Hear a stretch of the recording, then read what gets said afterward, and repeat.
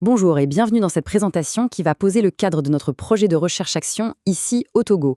On va parler d'un sujet qui, je pense, nous tient tous à cœur, comment faire de nos salles de classe un lieu où chaque enfant, vraiment chaque enfant, a toutes les cartes en main pour réussir, peu importe sa langue maternelle.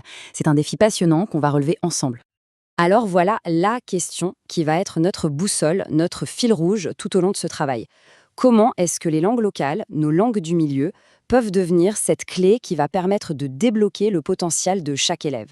C'est vraiment ça qu'on va chercher à comprendre et à mettre en pratique. Pour y voir clair, voici notre feuille de route.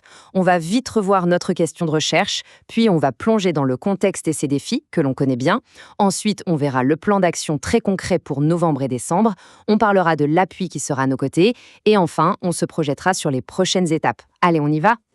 Bon, avant toute chose, posons le décor. On va parler d'une réalité de terrain, une réalité que beaucoup d'enseignants vivent au quotidien dans leur classe, ici au Togo. En fait, le cœur du sujet, c'est ce qu'on pourrait appeler un problème résistant. C'est cette difficulté à intégrer de manière vraiment efficace les langues locales dans l'enseignement. On a déjà essayé des choses, on en parle beaucoup, mais le problème persiste. Eh bien, l'idée de cette recherche-action, c'est justement de s'attaquer à ce nœud pour de bon, avec des solutions qui viennent du terrain. Et ces défis, ils sont de deux ordres. D'un côté, il y a des facteurs très pratiques, très concrets, le manque de manuels, la grande diversité des dialectes d'une région à l'autre. Et puis de l'autre côté, on a des défis qui touchent à la méthode, le besoin de formation des enseignants, le manque de directives claires, et parfois, il faut le dire, des résistances culturelles. Et c'est là qu'intervient notre concept clé, la différenciation pédagogique. Attention, ici on ne parle pas juste de faire de la traduction. Non, non, l'idée est beaucoup plus fine. C'est de se servir de la langue locale comme d'un outil de haute précision, presque un scalpel, pour adapter l'enseignement aux besoins spécifiques d'un élève qui est en difficulté et l'aider à franchir un obstacle. Ok, le diagnostic est posé. Maintenant, la question c'est qu'est-ce qu'on fait? Comment on agit?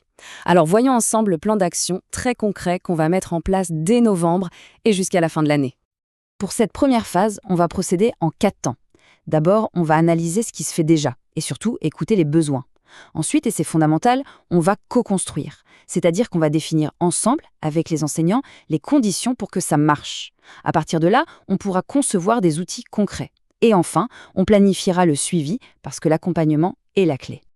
Et bien sûr, dans toute cette démarche, personne ne sera laissé seul. C'est un point absolument essentiel et c'est notre troisième partie, l'appui solidaire. Il y aura une équipe de supervision composée d'experts nationaux et internationaux. Mais attention, leur rôle n'est pas de contrôler ou de juger, pas du tout. Leur rôle, c'est d'être là, en soutien, pour apporter des ressources, pour aider à développer des outils, pour accompagner l'analyse des pratiques, bref, pour réfléchir et avancer ensemble.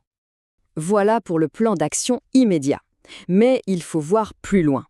Ce projet, ce n'est pas juste un coup, c'est vraiment le début d'un cheminement. Et pour que ce cheminement soit fructueux, il y a des questions qu'on doit garder en tête dès maintenant.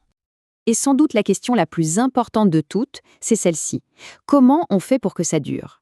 Pour que tout ce travail ne soit pas juste une belle parenthèse qui se referme. L'objectif final, ce n'est pas de réussir une expérimentation, c'est de transformer durablement les pratiques pour le bien des élèves. Voilà, le chemin est tracé. C'est un beau défi, c'est certain, mais c'est vraiment en unissant les forces, les savoirs du terrain et l'expertise de la recherche qu'on pourra faire de notre diversité linguistique une richesse incroyable pour l'éducation au Togo. L'aventure ne fait que commencer.